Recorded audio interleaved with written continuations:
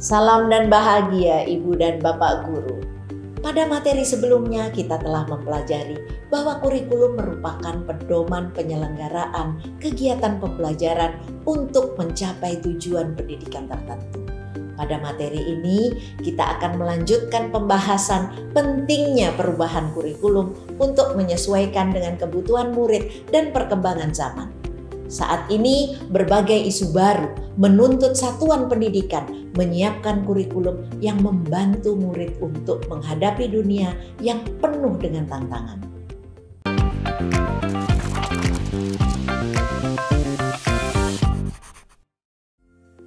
Dari materi sebelumnya, kita mempelajari bahwa kurikulum yang baik adalah kurikulum yang sesuai dengan zamannya.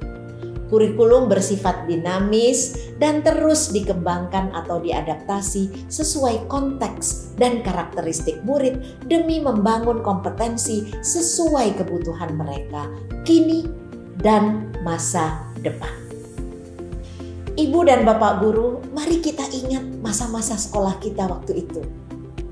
Apakah Ibu dan Bapak Guru menyukai saat-saat mengerjakan tugas sambil mencari referensi buku di perpustakaan? Atau adakah Ibu dan Bapak Guru yang dulu menggunakan disket untuk mengumpulkan tugas? Wah, ternyata sudah lama ya masa-masa kita menjadi murid.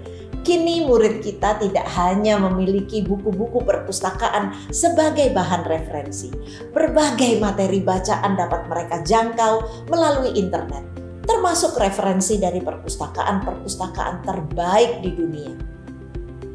Betapa zaman sungguh berubah ya, Ibu dan Bapak Guru. Ketika kita menjadi murid, mungkin cita-cita kita hanya menjadi dokter, polisi, tentara, atau tentu saja jadi guru. Namun kini pilihan cita-cita murid kita lebih beragam dan mungkin sesuatu yang tidak pernah terbayangkan sebelumnya.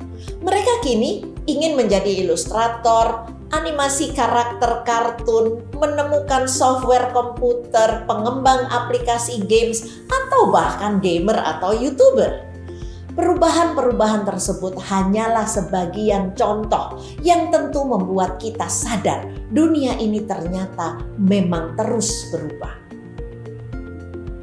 Jika mengingat kata-kata Ki Hajar Dewantara pada modul Merdeka Belajar, maksud pendidikan adalah menuntun segala kekuatan kodrat yang ada pada anak-anak agar mereka dapat mencapai keselamatan dan kebahagiaan yang setinggi-tingginya baik sebagai manusia maupun sebagai anggota masyarakat. Maka demi menuntun kodrat murid-murid kita, pembelajaran termasuk kurikulum yang kita selenggarakan juga harus terus menyesuaikan dengan kebutuhan mereka. Sebagai guru, kita harus belajar terus untuk mengikuti dan memahami tren kehidupan murid kita yang tergolong generasi Z dan Alpha. Berbagai penelitian menyampaikan bahwa mereka sulit dipisahkan dengan media sosial.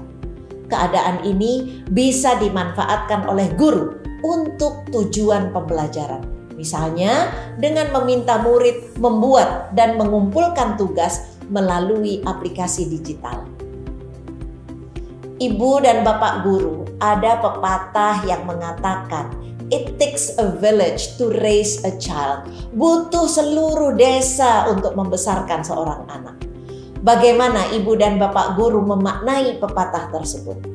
Pepatah ini menyiratkan perlunya peran orang tua, masyarakat, dan sekolah dalam mewujudkan kurikulum yang berpihak pada murid. Merekalah yang disebut sebagai 3 pilar pendidikan. Oleh sebab itu, ketika kita merancang kurikulum, kita harus menempatkan kebutuhan, pendapat, pengalaman, hasil belajar, serta kepentingan murid sebagai rujukan utama. Sejatinya, kurikulum dirancang untuk murid agar dapat mewujudkan seluruh kompetensi yang diharapkan dari kurikulum. Semua pihak harus berkolaborasi maksimal. Misalnya, guru terus belajar memfasilitasi pembelajaran yang sesuai. Orang tua terus memahami perkembangan dan kebutuhan murid. Begitu juga dengan pemerintah daerah dan pusat, serta semua yang bergerak di bidang pendidikan juga harus terus mengikuti perkembangan kebutuhan murid. Menurut Ibu dan Bapak Guru, bagaimana perubahan kurikulum membantu kita mencapai tujuan pendidikan? Bagaimana cara kita sebagai pendidik terus berkembang bersama-sama murid kita dengan menggunakan kurikulum sebagai pusat dari pengembangan pembelajaran? Mari kita tetap bersemangat menghadapi dan menjadi bagian dari perubahan ke arah yang selalu lebih baik. Salam dan bahagia, Ibu dan Bapak Guru.